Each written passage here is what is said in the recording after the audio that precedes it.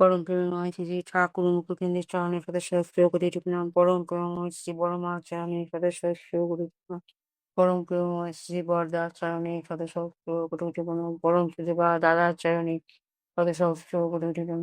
বর্ধনা আচার্য দেবের চরণে সদস্য কোটি প্রণাম। ঠাকুর পরিবারের সমস্ত সদস্যদের চরণে আমার সদস্য কোটি প্রণাম।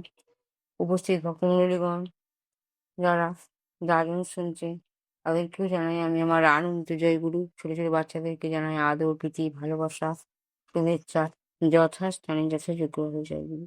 শ্রী ঠাকুর আমাদের জীবনে অনেক সে জিনিস ছোট ছোট ভাবে লিখে আমাদের জীবনকে সুন্দরভাবে সুবিধা মতন করে চালাবার জন্য অনেক কিছু জিনিস তিনি শিখিয়ে দিয়ে গেছেন। আমরা কিন্তু কেউ এই জিনিসগুলো গুরুত্ব দিয়ে দেখি না, হালকাভাবে দেখে নিজেদের কাজ নিজের মতলব সবসময় নিজেদের মতো চলতে আরম্ভ করি। কিন্তু পরমপিতা শ্রী ঠাকুর আমাদের জীবনে তিনি অনেকগুলি জিনিস শিখিয়ে দিয়ে গেছেন।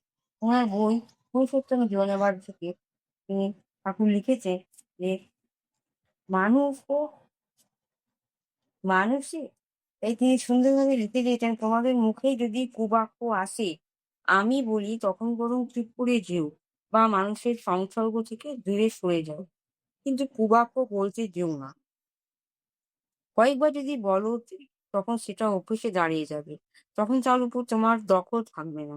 অবশ্যই মুখে যখন কুবাক্য আসছে তখন তখন যদি মন ও জিহ্বার মোড় ফিরিয়ে শুভ সম্বেগে হিতকার প্রিয় বাক্য বলতে পারো তাহলে তো কথাই নেই।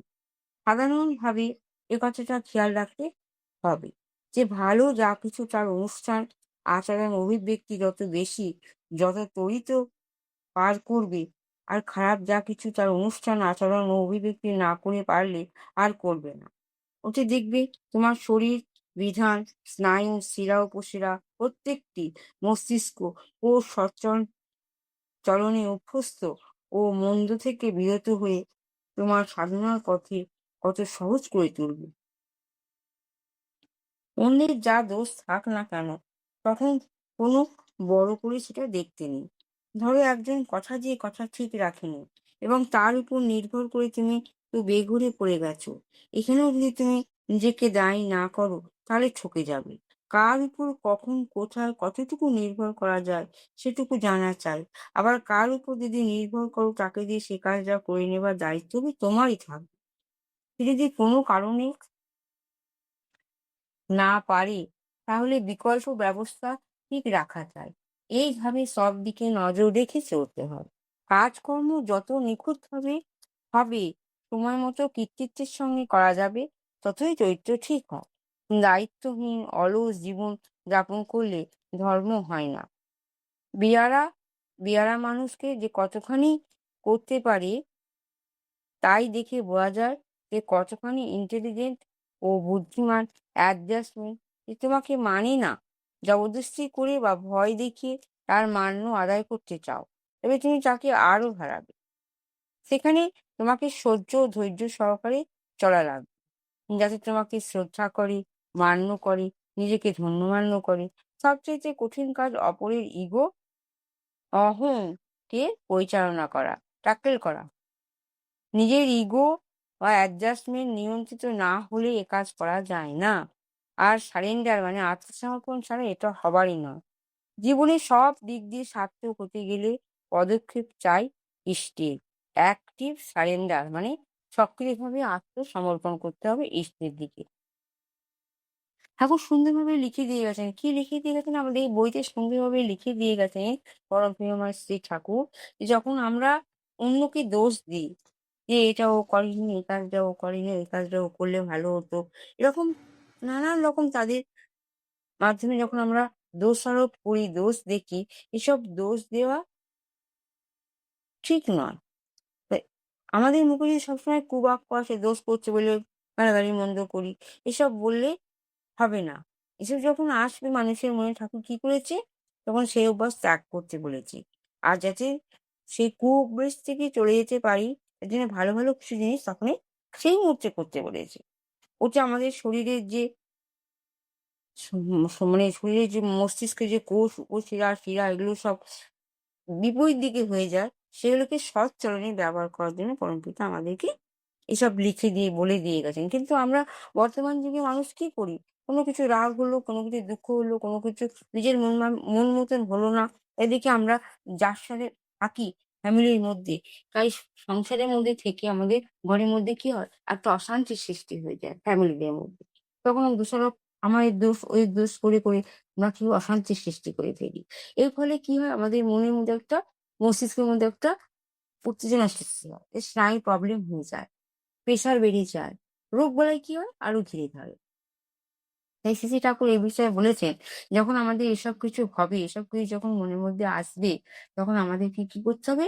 সঙ্গে, সঙ্গে ভালো কাজ করতে হবে। আর সঙ্গে, সঙ্গে ভালো কাজ যদি আমরা করতে না পারলাম, তখন সঙ্গে, সঙ্গে আমাদের মনটাকে ঘুরিয়ে নিয়ে গিয়ে ইষ্টের দিকে সুকেন্দ্রিক করে দিতে হবে। যেকোনো কারণে যদি আমরা মনটাকে ওই লড়াই ঝগড়া করা মন, ওই ক্লেশজনিত মন, ওই দুঃখী মনকে নিয়ে এসে ঠাকুরের চরণে আমাদেরকে নিয়ে আসতে হবে। ঠাকুরের চরণে কি করে আনবো? সঙ্গে, সঙ্গে আমাদের ঠাকুরের নাম জপটা আরম্ভ করে দিতে হবে। যে আমি বুঝতে পারছি সিচুয়েশনটা হ্যান্ডেল করতে পারছি না, ট্যাকল করতে পারছি না। যে আমি এই যে সিচুয়েশন থেকে উঠে আসার জন্য আমার ঠাকুরই আমাকে পারবে এই মুখটা ঘুরিয়ে দিয়ে আমাকে সুকেন্দ্রিক পথে নিয়ে আসতে। তাই পরমপিতা বলেছে এসব তো মনুষ্য জীবনে হবেই। এসব মনুষ্য জীবনে আসবেই। সেই নিয়ে অশান্তি করলে চলবে না। সেই নিয়ে অশান্তি করে মন খারাপ করলে, মন দুঃখী করলে চলবে না। মনে শান্তি আনতে গেলে আমাকে ধর্মনিষ্ঠ হয়ে সুখে নিয়ে করে ঠাকুরের চরণের দিকে মনটাকে ঘুরিয়ে নিয়ে চলে আসতে হবে। এইভাবে আমরা যদি ঠাকুরময় হতে পারি, তাহলে কি হবে? আমাদের মনের মধ্যে যে আমি দোষারোপ দেখছিলাম যে এই দোষ করেছে, এই জিনিসটা করেনি, এই কাজটা করেনি, এই কাজটা করবো যে আমার খুব সুবিধা হতো। পরমপিতা বলেছে কারোর উপর নির্ভর করার আগে নিজেকে দেখতে হবে যে নির্ভর নিজে যে স্বয়ংপূর্ণ হচ্ছে আমি করতে পারবো তো? এই জিনিসটা আমি করতে পারবো না, পরে কি দায়িত্ব দিচ্ছি তাকেও কি দেখতে হবে। সে তাকে যে দায়িত্বটা আমি দিয়েছি ঠিকভাবে সে পালন করতে পারবে তো? সেসব বুঝে শুনে যদি কাজ আমরা করতে পারি, তাহলেও আমাদের মনের মধ্যে কোনো অশান্তি আসবে না। ছোট্ট, ছোট্ট জিনিস ঠাকুর তার লেখার মাধ্যম দিয়ে আমাদেরকে শিখিয়ে দিয়ে গেছে। আর এইসব লেখাগুলো যদি আমরা পড়তে পারি, ঠাকুরের লেখাগুলো যদি পড়ে বুঝতে পারি, তাহলে আমাদের জীবনে না কোনরকম উচাল-মাচাল অশান্তি এসে পড়বে না। যা শান্তিময় জীবন শান্তি থাকবে। সুখীময় জীবন সুখী থাকবে। এখানে কোন রকম ভাবে আমাদের দুঃখ, দুর্দশা, অশান্তি আমাদের কাছে আসতে পারবে না। কেন? আমরা ট্যাকেল করতে শিখে যাব। কি করে শিখে যাব? পরমপিতাকে কেন্দ্র করে শিখে যাব। ঠাকুরের নাম যদি আমরা অজাগভাবে জপতে পারি, ঠাকুরের নাম যদি আমরা অজাগভাবে জপে ঠাকুরকে ভাবতে পারি সেকেন্ড খানেকের মধ্যে আমাদের লড়াই, ঝগড়া, কারোর উপর দোষ সমস্ত কি হবে? হাওয়া হয়ে যাবে। তবে হ্যাঁ, ঠিকভাবে ঠাকুরকে তখন ডাকতে হবে যে, "পরমপিতা এই একটা কাজ করতে গিয়ে ভুল হয়ে গেছে। এই ভুলের মাসুল তো আমাকেই গুনতে হবে। কিরম করে এই জিনিসটা অ্যাডজাস্টমেন্ট করলে কি করে আমি এই দোষের থেকে নিজেকে রক্ষা পাবো? ব্যবস্থা করে দাও।" যে আমি দোষ করে ফেলেছি, ভুল করে ফেলেছি, এই দোষ নিয়ে অশান্তি হচ্ছে, কাউকে দোষ চাপিয়ে দিলাম। এসব ব্যাপারে অশান্তি করে তো কোনো লাভ নেই। অভ্যেস করতে হবে যেন দোষ হয়েছে বলে, অশান্তি হয়েছে বলে যেন কুবাক্য ব্যবহার না করি। যাকে আমি কুবাক্য দেবো, তারও তো মনের মধ্যে অনেক দুঃখ লাগবে। সেই দুঃখটা তো পরমপিতার কাছেই চাবে ঘুরে ফিরে। ঠাকুর তো বলবে, "দেখো আমারই সন্তানও এরকম গালিগালাজ করছে। আর এদের কুবাক্য দিয়ে একজন অপরজনকে কি করছে? হানি পৌঁছাচ্ছে।" মানুষের কথা মানুষের প্রচন্ডভাবে আঘাত লেগে গেলে বুক ঝাঁঝরা হয়ে যায়। আর দিন-রাত খালি মনে হয় যে আমি দোষী, আমি দোষী। আমি কাউকে দোষীও সাব্যস্ত করব না, নিজেও দোষী সাব্যস্ত হব না। এমনভাবে আমাকে কাজকর্ম করে হ্যান্ডেল করে, এমনভাবে এই পরমপিতাকে নিয়ে চলে আমার দিন কাটাতে হবে, যেন আমার দিন সত্যি সুখময় হয়ে ওঠে। যদি আমি সুখীময় হওয়ার পথ খুঁজে পাই, তবেই তো আমি আমার বাড়ির মেম্বারকে বলব, "তুমি যদি সুখীময় হতে পারবে, তোমারও দুঃখ সব দূর হয়ে যাবে।" সুখ তো পরমপিতার চরণেতেই আছে, কিন্তু সেখান থেকে আমাকে খুঁজে বের করতে হবে। হিসাব করে কথা বলতে হবে। কথার মধ্যেই আছে সবকিছু। আগেকার দিনে লোকেরা যে বাক বলতো না, কুবাক্য, সুবাক্য বলতো, অনেক দাম মানে বাক্যের মধ্যে অনেক জোর থাকতো। শব্দের মধ্যে অনেক ভ্যালু থাকতো। যে শব্দগুলো বললে মিলেও যেত। আগেকার দিনে লোকেদের মনে বাক্য এত বেশি দমদার। এখনকার দিনে বাক্যের দমদার শব্দ যদি প্রবলভাবে মানুষের মধ্যে আঘাত করে, সে মানুষ আঘাতের পরে আত্মহত্যা করতে এগিয়ে চলে। তাই পরমপিতা বলছে কাউকে কুবাক্য বলবার আগে নিজেকে চেক করে নিতে হবে, নিজেকে সংযত হতে হবে। তবে কাউকে বাক্য বলার আগে ভেবেচিন্তে বাক্য বলা ভালো। দুম করে ধুমপটাং ভাবে কেউ যদি দোষ করলো, ভুল করলো, তুমি যদি কথা বলে দিই, এতে কি হবে? হানি কার হবে? যে শুনবে তারও হানি হবে, যে বলবে তারও ক্ষতি হবে, তারও স্নায়ু গরম হয়ে যাবে, তারও মস্তিষ্কের মধ্যে প্রেশার হবে, হাই প্রেশার হয়ে যাবে। অনেক সময় দেখা যাচ্ছে বিপদে আপদে অনেক কিছু সম্ভব হয়ে যাচ্ছে। যাতে এইসব ঘটনার সম্মুখীন হতে না হয়, নিজেকে শোধরাবার জন্য কুবাক্য আমাদেরকে বলবো না, এটা ভেবে আমাদেরকে প্রতিশ্রুতি নিতে হবে।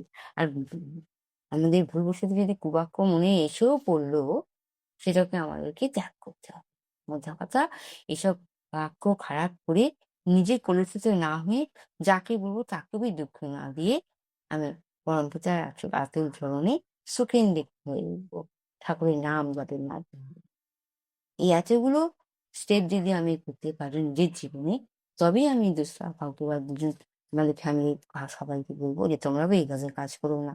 ঠাকুরকে নিয়ে চলছে আমরা, তোমরাও ঠাকুরকে নিয়ে চলো। বুঝতে পারবে ঠাকুরকে নিয়ে চলতে গেলে আমাদের কুবাক্য মনে আসবে না। আর দোষ গুণ তো মানুষের মধ্যেই আছে। আজকে দোষের কথা বলছে, কালকে তোমার গুণের কথা বলবে। যে যখন খারাপ কাজ করে ফেলে, অন্যায় কাজ করে ফেলে, তখন তো দোষী সাব্যস্ত হয়ে যায়। কথা দিয়ে কথা না রাখছে না। এ কাজ করবে বলে এ কাজ করছে না। ও কাজটা ভালো না বলে উল্টোপাল্টা কাজ করে দিচ্ছে। ছোট, ছোট জিনিস নিয়ে সংসারের মধ্যে না ধরুন তারা অশান্তি হয়েও যায়। এমন কোনো সংসার নেই যেখানে অশান্তি ঘটেনি। কিন্তু সৎসঙ্গী যারা হয় বা ঠাকুরকে দীক্ষিত আমাদের ঠাকুর পরিবারে ওদের সংসারে অশান্তি দেখা দেয়নি। এবং তারা প্রচন্ডভাবে সুকেন্দ্রিক ঠাকুরকে নিয়ে হয়েছে। ঠাকুরকে দেখে ঠাকুরকে নিয়ে সুকেন্দ্রিক যদি আচার্য পরম্পরার মাধ্যম দিয়ে হয়ে আসছে, তা আমরাই বা কেন সব দেখে শিখবো না? সুকেন্দ্রিক পথে নিয়ন্ত্রণ হতে নিজের জীবনকে সুকেন্দ্রিক করে চলে নিয়ে গিয়ে ঠাকুরের চরণে ঠাকুরের নামময় হয়ে গিয়ে ঠাকুরকে দেখে আমরা সুন্দর জীবন কাটাবো। এটাই তো সব, এটাই তো শান্তি।